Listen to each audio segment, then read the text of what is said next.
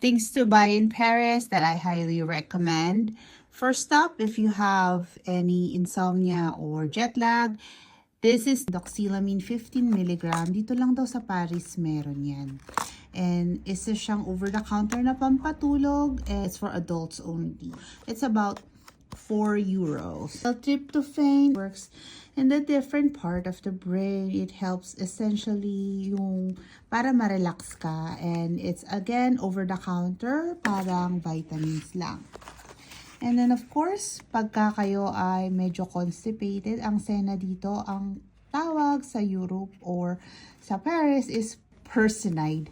20 milligram, you can take up to 120 a day. This one is from Diptyque.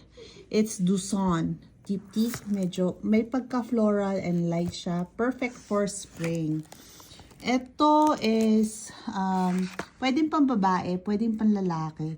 Tabak Sahara from Guerlain. Around 190 euros plus tax, tobacco and Sahara. This one is from Guerlain. It's the Flora Salvagia. Flora Salvagia, around 150 euro. It smells very floral and light. And medyo iba siya sa Duson.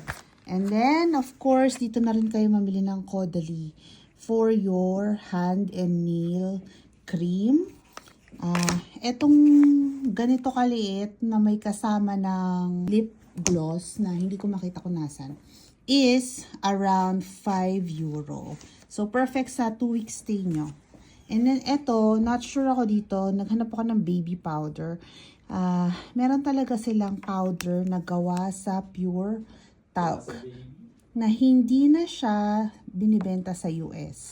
So, try natin mamaya kung para siyang sinaunang Johnson's & Johnson. Sabi ko, is this cancerous? Natawa lang sa akin yung pharmacy. Ito syempre yung mga libre, mga freebies, mga pinagbibili kong pabango.